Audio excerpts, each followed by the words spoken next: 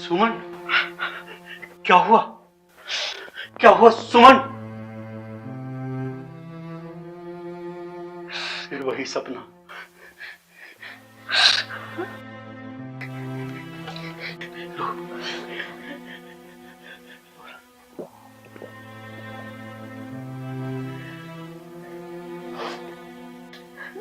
3 महीने हो गए वीर का इंतजार करते हुए। ना वीर आया, ना उसकी कोई खबर। सोते जागते उसका एक चेहरा मेरी आंखों के आगे से जाता ही हर समय बस वही नजर आता है।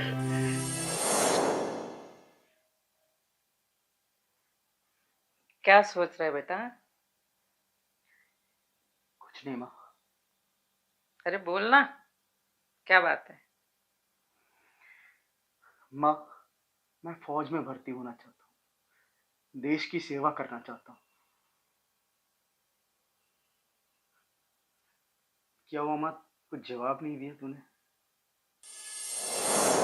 बोलना माँ। बस करो सुमन। सुमन, वैसे भी तुम्हारी तबीयत ठीक नहीं है। बस करो, और खराब हो जाएगी।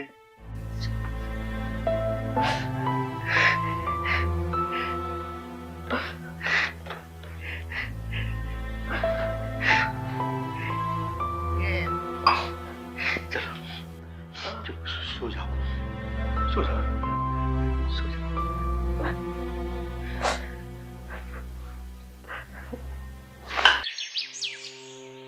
हे प्रभु, मेरे वीर की रक्षा कर। मैंने आज तक कभी कुछ नहीं मांगा, बस मेरे वीर की रक्षा कर।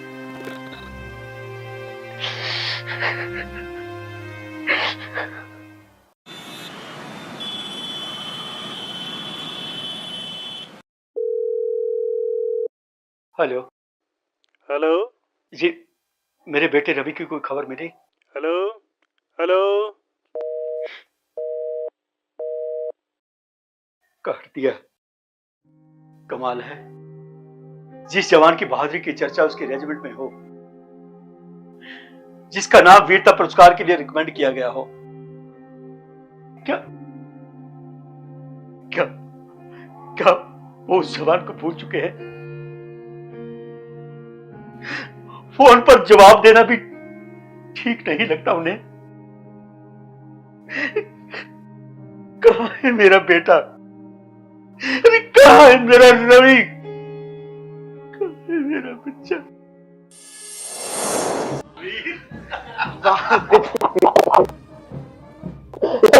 वीर, पेट देखा था तुम? फौज में जाना तूने?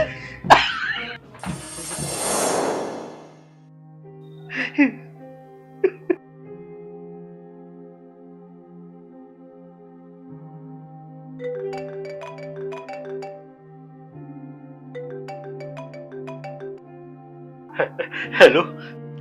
हेलो, आप कैप्टन रविकांत के पिताजी बोल रहे हैं? जी सर, मैं रविकांत का पापा बोल रहा हूँ। कोई खबर मिली मेरे बेटे की सर? नहीं सर, आपका फोन आया था पर आपसे बात नहीं हो पा रही थी। हमारी टीम का सर्च ऑपरेशन जारी है। जैसे ही कोई ठोस खबर मिलेगी तो हम आपको इन्फॉर्म कर देंगे। अरे सर आप क्या बोल रहे हैं? सर्च ऑपरेशन सुनते सुनते मेरे कान पक गए सर। मेरा बेटा आपके लिए एक जवान है, सैनिक है, पर मेरे लिए वो मेरा बेटा है। सर, हम आपका दुख समझ सकते हैं और हम पूरी कोशिश कर रहे हैं उनका पता लगाने की। सर, क्या दुख समझोगे आप हमारा? हम तो पल पल मर रहे हैं। अरे सच पूछो तो हम मर भी नहीं सकते। बस एक छोटी सी उम्मीद में कि वो आएगा। घुट घुट के जी रहे हैं हम।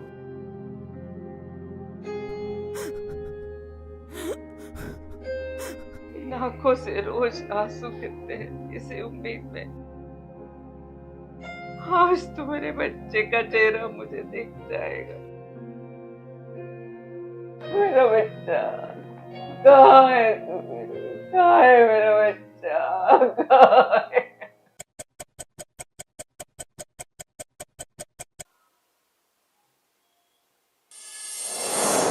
माँ, बाबूजी, बाबूजी। हाँ बेटा, पहले आशीर्वाद दीजिए। लो बेटा आशीर्वाद। हाँ, बोल। आपके बेटे का आर्मी में सिलेक्शन हो गया, उसी का लेटर है ये। अरे वाह, बढ़िया। मेरे बच्चे का सिलेक्शन वाह। हो गया। अरे मैं भी तो देखूं। देखो सुमन। अरे वाह। बाबूजी, माँ, आपके बेटे का सपना पूरा हो गया। अब आपका बेटा भी फौजी बनेगा और देश की रक्षा करेगा। ये तो बहुत बड़ी खुशखबरी है बेटा। जी बच्चों बेटा।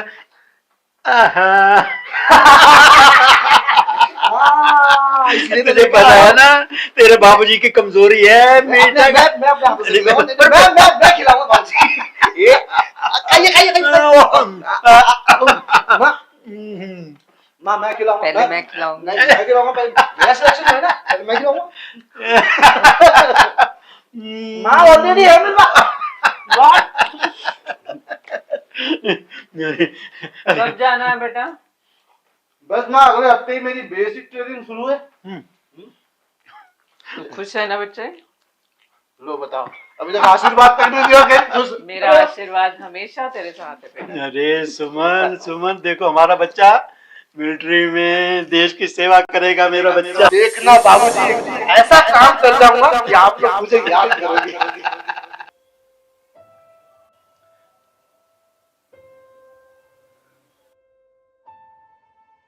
चलिए खाना बन गया है, मैं परोस देती हूँ, आप खा लीजिए। सुमन, मुझे भूख नहीं है, रख दो मैं खा लूंगा। अरे आपका खाना टाइम से खाना बहुत जरूरी है। आपका शुगर लेवल कितना लो है। रवि आएगा, सबसे पहले मुझे डांटेगा कि बाबूजी की तबीयत इतनी कैसे गिर गई। सुमन, वो तुम्हारे लिए कुछ नहीं कहेगा। याद है जाते उसने क्या कहा था? ईश्वर तेरी लंबी उम्र करे, हमेशा खुश रहे। ये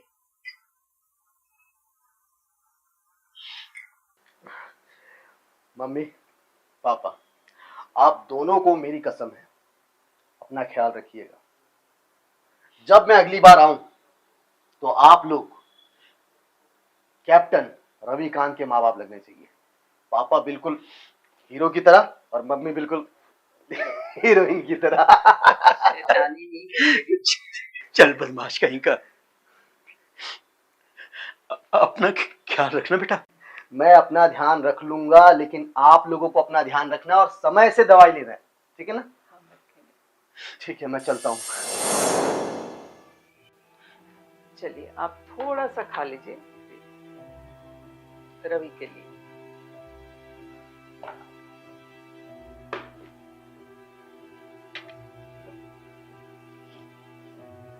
खाइए, थोड़ा सा खा लीजिए। सुमन, तुम्हें मैंने कितनी बार कहा है, ये तीसरी थाली क्यों लगाती हो और उसमें खाना भी परोस देती हो, और खाना इसी तरह रह जाता है। मैं ये थाली इसलिए लगाती हूँ, कहीं हमारा रवि इस वक्त आ गया, उसको भूख लगी होगी, हमारे साथ बैठ के खाना खा लेगा, इसलिए लगाती हूँ ये थाली। सुमन, 3 महीने हो गए, ना हमारा वीर आया, ना ही उसकी कोई खबर आई है।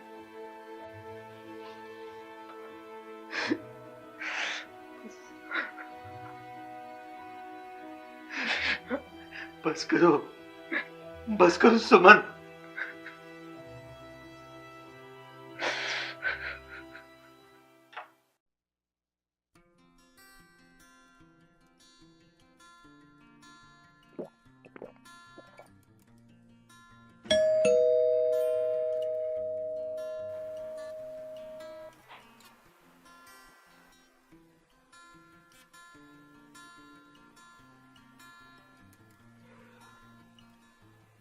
बच्चे आ गए तू। देखो सुनो कौन? सुनो, रवि आया। कौन है? रवि, वीरो आया वीरू, अपना। मेरा वीरू, वीर, मेरे बच्चे, मेरे बच्चे आ गए। बेटा, आओ बेटा, अच्छा मेरे बच्चे, बैठ बेटा। कैसा है बच्चे तू? बच्चा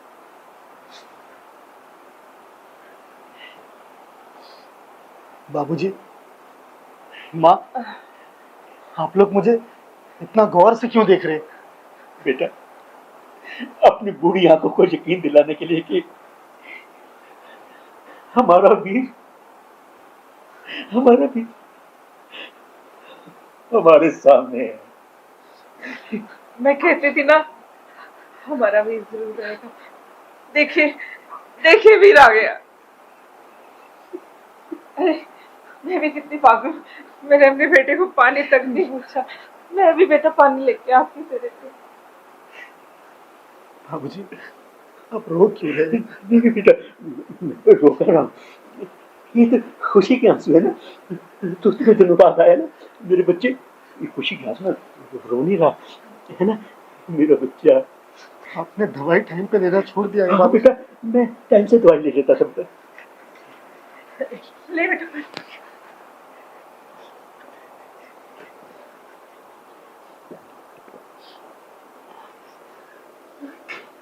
ले तेरे मन पसंद लग गई। ले बच्चे,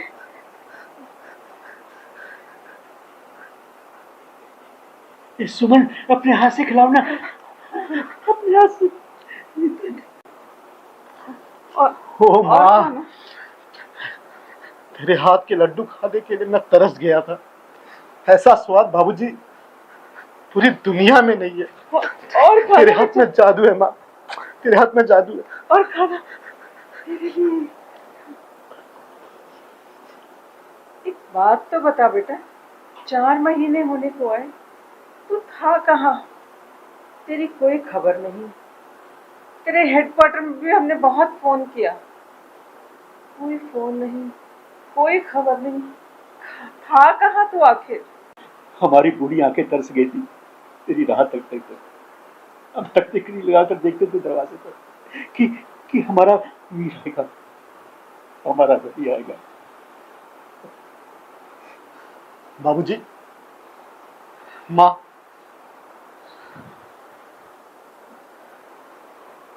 बड़ी लंबी कहानी है। उस दिन जब मैंने आपको कॉल किया तब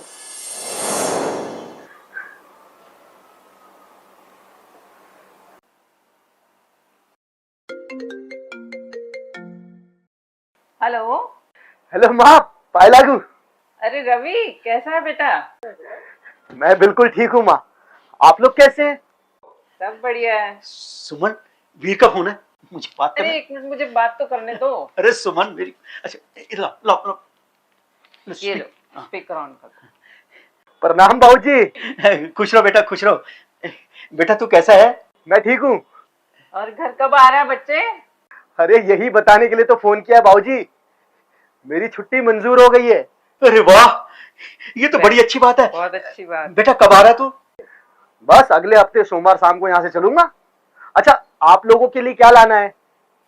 अरे बेटा तू आ जा, तुझे हमारी नजरें देख ले, इससे बड़ा तोहफा हमारे लिए कुछ नहीं। बस तू जल्दी से आ जा। ये बेटा से आ जा। आराम से आना बेटा।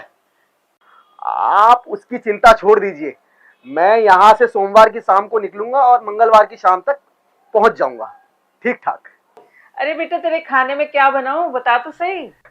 कैप्टन अरे रवि माँ, तू कुछ भी बना ले, तेरे हाथ की हर चीज अमृत है। सर बुला रहे हैं। अच्छा बेटा, तेरी छुट्टी तो लंबी होगी ना? कैप्टन जी जी सर, ओके माँ, मैं फोन रखता हूँ। बस माँ, उस दिन के बाद मैं अपनी छुट्टी के पहले की जो फॉर्मेलिटीज होती है उन्हें पूरा करने में लग गया। बाबूजी, इंतजार के पल खत्म ही नहीं हो रहे थे, एक एक दिन जैसे पहाड़ सा गुजर रहा हूं। बाबूजी, अब मेरी छुट्टी को सिर्फ 3 दिन का वक्त बचा था। मैं अपनी पोस्ट पर तैनात था। रात के करीब 12:30 बजे मेरे सर्वेलेंस पर मैसेज आता है कि हमारे एरिया से लगभग 25 से 30 किलोमीटर दूर पाकिस्तानी आतंकवादी का कैंप होने की संभावना है। कुछ पाकिस्तानी आतंकवादी हमारे देश में जबरदस्ती घुस आए थे और एक बहुत बड़े अटैक की प्लानिंग कर रहे थे। मैं कुछ समझ पाता बाबूजी, तभी ऑर्डर्स आ गए कि हमें इस मिशन को तुरंत अंजाम देना होगा और इमरजेंसी सायरन भी बजने लगे। पर मां, हम पोस्ट पर सिर्फ 20 जवान मौजूद थे, बाकी और भी जवान थे। कुछ जवान नीचे हेडक्वार्टर्स में राशन का इंतजाम करने गए थे और कुछ जवान कैंप में आराम कर रहे थे। लेकिन हम सब मिलाकर भी 38 जवान हो रहे थे बाबूजी, और हमें यह नहीं पता था कि वो आतंकवादी कितने हैं और उनके पास कौन कौन से हथियार हो सकते हैं। और इतनी रात को जंगल में बैकअप की भी उम्मीद की नहीं जा सकती थी। लेकिन ऑर्डर्स तो ऑर्डर्स थे।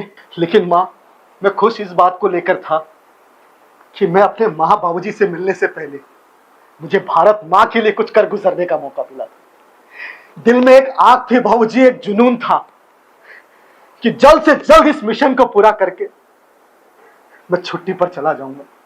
अच्छा, तो फिर क्या हुआ बेटा? पर मैं गलत था बाबूजी। जितना आसान लग रहा था उतना आसान था नहीं मां। एक तो घना जंगल, रात का समय, मुश्किल और लंबा रास्ता। उन आतंकवादियों तक पहुंचने से पहले हमें जंगल के खतरनाक जानवरों का भी सामना करना था। फिर हम अपनी पोस्ट से निकल पड़े अपनी मातृभूमि की रक्षा का प्रण लेकर। बाबूजी, हमें अभी चलते हुए सिर्फ 40 से 45 मिनट ही हुए थे, तभी एक और मैसेज आता है कि हमें और सावधान होकर चलना होगा। हो सकता है उन आतंकवादियों ने अपने कैंप के कुछ किलोमीटर दायरे में लैंड माइंस बिछा रखी हो। इन सब कंडीशन के बावजूद भी मां, हमें दिन निकलने से पहले उनके कैंप में अटैक करना सख्त जरूरी था। बाबूजी, लैंड माइंस की खबर मिलते ही हम और भी ज्यादा सावधान हो गए और हमारा सफर और भी चैलेंजिंग हो गया। हम सभी मुश्किलों का सामना करते हुए उस घने जंगल में आगे बढ़ते ही जा रहे थे। लेकिन ना जाने कैसे उन आतंकवादियों को हमारे आने की भनक लग गई और उन्होंने हम पर फायरिंग शुरू कर दी। आनंद फानंद में हमें भी अपनी पोजीशन लेनी पड़ी। लेकिन मां, अचानक फायरिंग से हमारे कई साथी बुरी तरह घायल हो गए थे। सच पूछो तो मां, उनकी पोजीशन हमसे कहीं ज्यादा बेहतर थी, क्योंकि वो हम पर छुपकर हमला कर रहे थे और हमारी अटैकिंग पोजीशन अभी भी ओपन थी। बाबूजी, एक बात तो मेरी समझ में आ रही थी कि उनके पास असला बारूद बहुत बड़ी तादाद में थी और वो हमारे देश में एक बहुत बड़े तबाही का इरादा लेकर आए थे। उनकी तादाद भी हमारी उम्मीद से कहीं ज्यादा हो सकती थी, पर जैसे तैसे हमने अपनी पोजीशन लेकर उन पर जवाबी फायरिंग शुरू कर दी और कुछ बम भी फेंके। बाबूजी, हमारे जवाबी फायरिंग से उनके कुछ आतंकवादी ढेर हो गए। लेकिन मां, सामने से फायरिंग एकदम रुक सी गई। पर मैं समझ चुका था कि ये एक बहुत बड़े तूफान से पहले की शांति है। कुछ देर तो हम वहीं रुके रहे, अपने घायल साथियों को भी देखा। हमारा एक सिपाही बहुत ज्यादा सीरियस था। हमने अपने टुकड़ी के 2 जवान वहीं छोड़ दिए और हम धीरे धीरे आगे बढ़ने लगे। हम सभी सैनिक इतना तो समझ चुके थे कि उन आतंकवादियों से मुकाबला इतना आसान नहीं, पर हम भी सर पर कफन बांध कर निकले थे अपनी भारत मां की रक्षा का प्रण लेकर। हम कुछ ही दूर आगे बढ़े, तभी सर्वेलेंस पर सूबेदार राम सिंह की शहीद होने की खबर मिलती है। इस खबर ने हमें दुख तो बहुत पहुंचाया, लेकिन साथ ही एक वीर जवान के वीर गति पर गर्व भी हुआ। इस खबर ने हमारे इरादों को और भी ज्यादा मजबूत कर दिया मां, और भी मजबूत कर दिया। और उन आतंकवादियों के खिलाफ हमारे दिल में नफरत की आग भड़का दी मां, नफरत की आग भड़का दी। मैं ये सोचते हुए आगे बढ़ रहा था, आखिर ये आतंकवादी क्यों? इन आतंकवादियों को पालता कौन है? कौन ट्रेनिंग देता है इन आतंकवादियों को? और इन्हें क्या मिलता है किसी के देश में घुसकर मासूमों को मारने में? क्या मिलता है इन्हें? मैं ये सोचते हुए आगे बढ़ ही रहा था मां, तभी मेरे साथी कबीर ने मुझे एकदम से पीछे खींचा। मैंने देखा मां, मेरे पांव लैंड माइंस पर पड़ने ही वाले थे। अब हमें अपने कदम फूक फूक कर रखने थे। हम बचते बचाते आगे बढ़ रहे थे, तभी कुछ दूरी पर हमें एक रोशनी नजर आई। हमारे बिल्कुल सामने बाबूजी, हमारे बिल्कुल सामने उन आतंकवादियों का कैंप था। मैंने जब दूरबीन से देखा तो मेरी सोच से कहीं ज्यादा उनकी तादाद थी। लेकिन मां इस बार हमारी पोजीशन उनसे बेहतर थी, क्योंकि हम ऊंचाई में थे और वो हमसे कुछ नीचे। फिर क्या था बाबूजी, हमने अपनी पोजीशन ली और उनके कैंप को तीनों तरफ से घेर लिया, क्योंकि कैंप के चौथे तरफ गहरी खाई थी और वहां से पानी का झरना बह रहा था। कैंप को तीनों तरफ से घेरने के बाद ताबड़तोड़ फायरिंग शुरू कर दी। बम भी फेंके बाबूजी, सामने से भी फायरिंग शुरू हो गई। दोनों तरफ से फायरिंग। वो शांत जंगल धमाकों की आवाज से गूंज उठा। चारों तरफ धुआं धुआं धुआं धुआं धुआं, धूम धड़ाम, गोलियां, बारूद, बम धमाके, मरते आतंकवादी, चीखते दहाड़ते हमारे जवान। चारों तरफ लहू कारतूस की महक, जलकर खाक होते उनके कैंप। दिल में मातृभूमि का एक जुनून, दुश्मन के लिए एक नफरत, देश से प्रेम। मेरे स्टील गन से निकलती गोलियां, कुछ ऐसा मंजर था बाबूजी जो मैंने कभी सोचा भी नहीं था मां। धीरे धीरे करते हमें अपनी जीत बहुत करीब लगने लगी थी बाबूजी। सामने से जवाबी हमला भी कमजोर पड़ने लगा। हम में से कुछ जवान उनके कैंप की तरफ बढ़ने लगे, कुछ जवान हमें बैकअप में फायरिंग देने लगे। फिर मां, हम 5 जवान उनके कैंप की तरफ पहुंच गए और अपनी जीत का परचम लहराया। रात ढलकर सुबह दस्तक देने को थी। मिशन वक्त से पहले पूरा हो चुका था बाबूजी। मन में जीत की खुशी थी और कुछ जवान सैनिकों की शहीद होने का गम। दोनों ही भावनाएं मन में चल रही थी। टिक टिक टिक टिक टिक टिक टिक टिक। हम बचे 17 जवान ये सोचकर वहां बैठ गए कि हमारा मिशन पूरा हो गया। लेकिन बाबूजी, हम गलत थे। ना जाने कैसे उन आतंकवादियों की एक टुकड़ी ने हम पे फिर से घातक हमला कर दिया।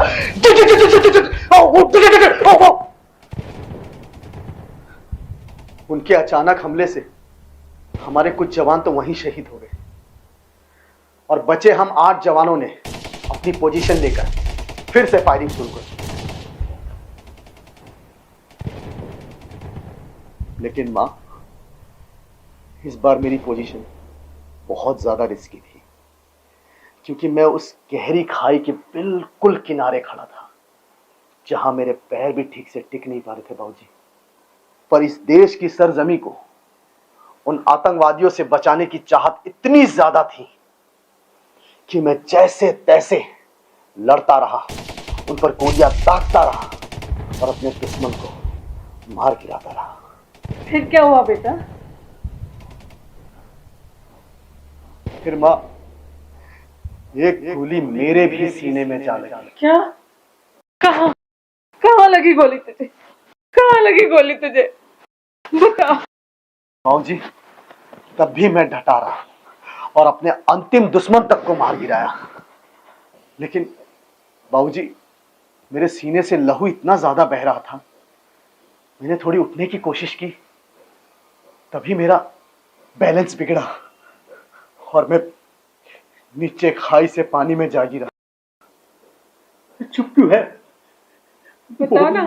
बोल मेरे बच्चे, बोलता क्यों नहीं? बस बाबूजी, यही मेरे जीवन के सफर का अंत था। मैं इस देश के लिए शहीद हो गया।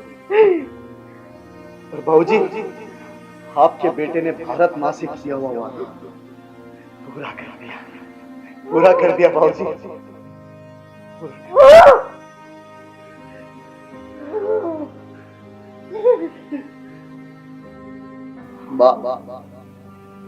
बाबूजी, आज बड़े मुश्किल से ये बताने आया हूं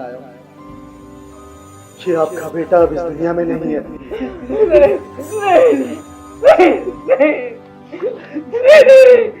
नहीं क्या कर रहा है? आप लोगों को रोज इंतजार करता दे, खाना ना खाता दे, रोता दे, मेरी आत्मा को शांति नहीं मिली। माँ, आज अंतिम बार तेरे हाथों के लड्डू खा तेरे गोद में सर कर सोने दे।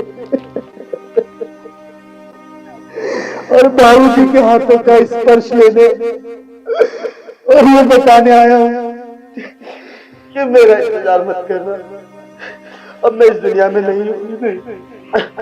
ये एक ऐसा इंतजार है जो हम लोगों को पूरी जिंदगी चैन से जीने नहीं देगा।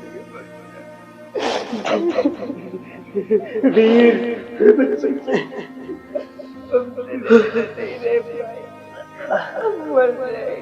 अब मेरे जाने का वक्त हो गया है। माँ, बाबूजी, अपना ख्याल रखिएगा। माँ, टाइम पर खाना खाइए प्लीज। बाबूजी, आपको शुगर है, आप मत भूलिए, टाइम पर दवाई लीजिएगा।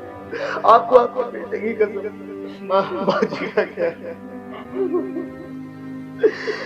हर एक वादा कीजिए मुझसे, मेरे जाने के बाद आप रोगे नहीं, क्योंकि शहीदों के माता पिता उनके बच्चों की शहादत पर रोते हुए नहीं बल्कि गर्व करके अच्छे लगते हैं।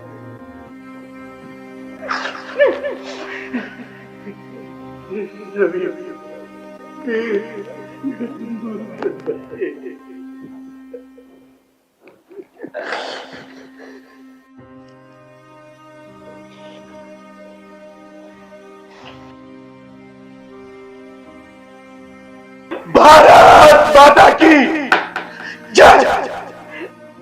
जिन हाथों ने उस औलाद को गोदी में उठाया हो, खिलाया हो, उन्हीं हाथों को कई बार उसी औलाद को कांधा भी देना पड़ता है। इन बहादुर माँ बाप के बलिदान से बड़ा दुनिया में कोई बलिदान नहीं हो सकता।